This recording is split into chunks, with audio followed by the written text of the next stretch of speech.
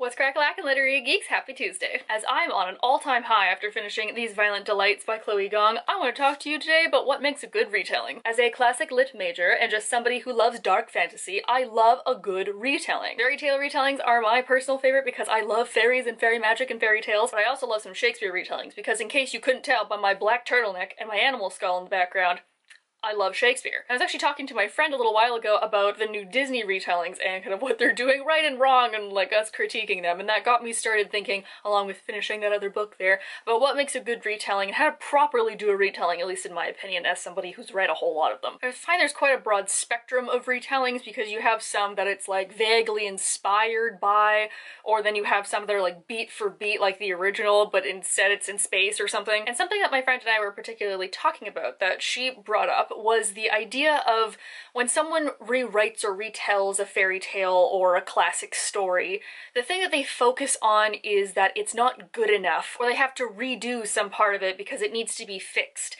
And that part is usually surrounding the female protagonist. How many retellings have you seen nowadays where the princess character is given a sword and then she's a hashtag girl boss and like the whole movie's fixed and everything's fine? Now there's absolutely nothing wrong about giving the main female character the princess character, or literally anybody else in that story who doesn't really have a lot of agency or is a fairly passive character to begin with, giving them more agency, because things like personal choices and consent and strength are being constantly updated and reassessed. I think the major thing that a lot of people don't consider is that you can still have a main character that's soft-spoken and smart and still have them be a strong character even if they're not swinging a sword around. A character can be good at long-distance running or they can be good at puzzles, and it doesn't make them any better or worse than the other one. So with that short explanation slash disclaimer slash extra tip out of the way, let's go into how to pull off a good retelling. First thing to do is to break down the tropes within the book and think to yourself, do you actually want to write a fairy tale retelling, or do you just want to write about an evil queen? A lot of classic fairy tales do have a rather set structure of,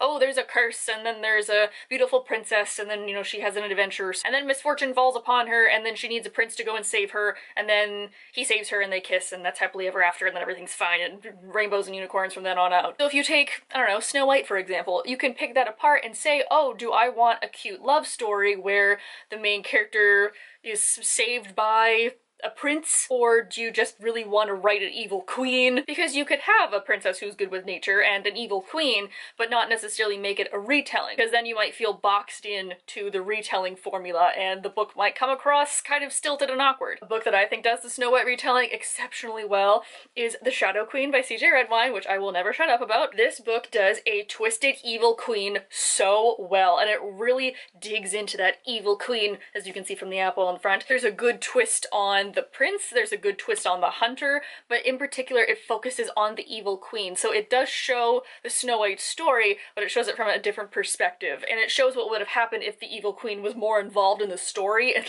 like I guess more actively out to kill the protagonist. The second thing is to stick to the story beats without actually just writing it word for word. If you're doing a retelling, you obviously want to invoke the original story, so having the same story beats or certain things or events that happen in your book is a good way to, you know, pay homage, but you also don't have to put in every single story beat or have a one-to-one character interaction like the original. A really good example of this is Brightly Burning by Alexa Dawn, which is a retelling of Jane Eyre, but in space. This book hits a lot of story beats really well, but because it's set in space, it has a slight change on each of them. For example, when she's first introduced to the main character, instead of, I think, you know, coming through the door in the estate on English countryside, he steps out of his spaceship. Or a very famous scene in Jane Eyre is when the attic is set on fire, but instead of an attic being set on fire, it's somebody's quarters that are set on fire, and the airlock is gonna sweep them all out if, you know, they don't get out in time. This book is also a good example for setting story beats that your reader can follow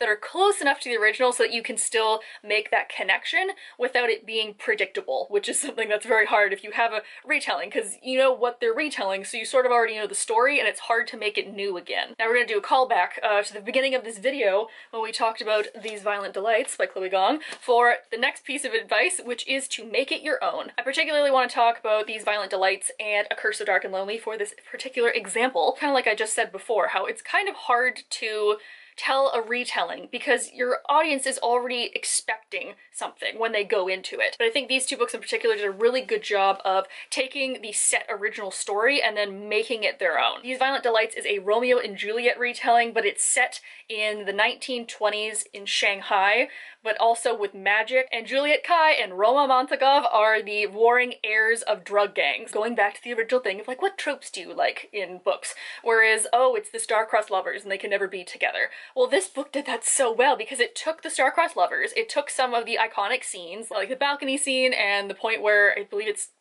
Tybalt tries to murder, is it Mercutio? Oh my god, my English teacher's gonna like come into my room and slap me for forgetting that fact. But you know, the scene in Romeo and Juliet where there's like a sword fight, but in here it's a gunfight. But we have it against a really interesting backdrop, a really interesting world. So Chloe Gong completely took that like very, I guess, classic story and she made it so new and so fresh and so different that I can make connections to like, oh, that's the balcony scene, but it was still like enough of an interesting plot, and there was so many plot twists that oh, that didn't happen to Romeo and Juliet. Woo, Shakespeare, you need some new material, man, because like she's on you. Or in Bridget Kemmerer's A Curse So Dark and Lonely and whoop, Heart So Fierce and Broken, the sequel.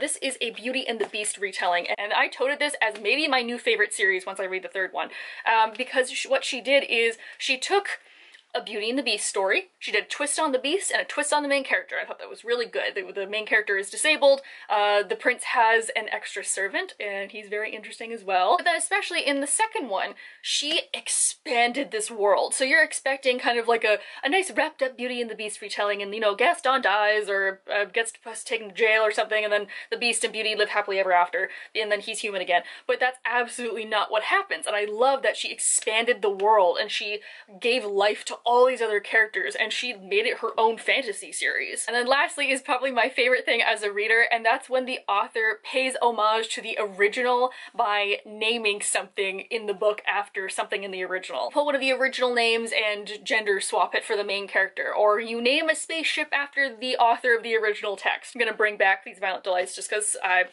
just read this and it's just so good, so now I just can't stop toting it. For example, we have Roma Montagov because he is a Russian in this book, but at one point they have to do this undercover mission and Juliet's giving fake names and she says, oh, this is Roma Montague, which is the original name from Romeo and Juliet, and afterwards like, oh, Montague, like it's so Italian. Like, or for example, we have Tyler and Marshall instead of Tybalt and Mercutio. Or something fun from Brightly Burning again is that the spaceship that the main dashing hero runs is called the Rochester, so it's just like a fun little like, oh, I see what you did there. Some of my other favorite retellings is a more magic realism contemporary of The Wild Swans, which is Blanca and Roja by Anna Marie McLemore, or we have a very high fantasy like winter inspired retelling, which is Echo North, and that is a retelling of East of the Sun and West of the Moon. And have I mentioned that I'm a classic lit major yet? But if I haven't, Boneless Mercies by April Genevieve Tucholke is a retelling of Beowulf, which is really cool, except it's like a gender swap feminist retelling, hell yeah. Or if you like the Russian folktale of Koshka the Deathless, there is Deathless by Catherine M. Valente, which takes that but puts it during World War II.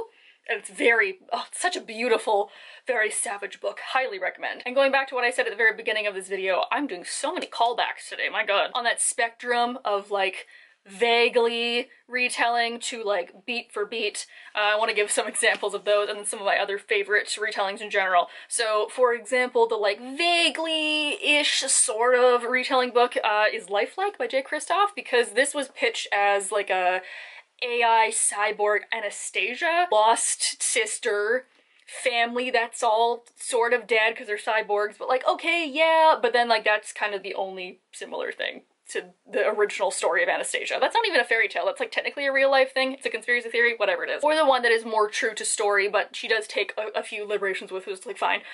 The Wrath and the Dawn by Renee Ahdieh is a retelling of 1001 Arabian Nights, and you've probably already read this a million times, but I gotta put it in here anyways. I personally like this one because it is almost beat for beat what the original story is like trying to say, but it's also a little bit darker. Like there's like a demon in there somewhere, which like, I love some hollow book with a demon in it. So yeah, there are all my thoughts on how to tell a good retelling. You want to put enough callbacks or reminders in the book that your audience remembers that they're you're reading a retelling, but you want to make it fresh and funky so that they're not bored or that they're not like expecting certain things to happen. I mean, to a degree you are expecting certain things to happen. You're expecting certain characters and you're expecting certain like plot points or beats, but it's like the mix-up that's always fun and exciting, because you could really make it anything. You're like, oh, this book has a monstrous beast in it, and that could literally be anything, so like, go have fun. Be, you know, you're a writer, I'm sure you can make something exciting. Please leave down below some of your favorite retellings and what you particularly like about them. I know there's about 1,000,001 Jane Austen retellings, and like Beauty and the Beast literally could just have its like entire like scroll list. I also, because I don't read a lot of contemporary retellings, I know there are a surprising amount of those, so leave those down below too if you happen to really like some. Join us at 7:30 Eastern Standard Time here on Sunday for our live chat, and I hope to see you guys all there. Have a good week.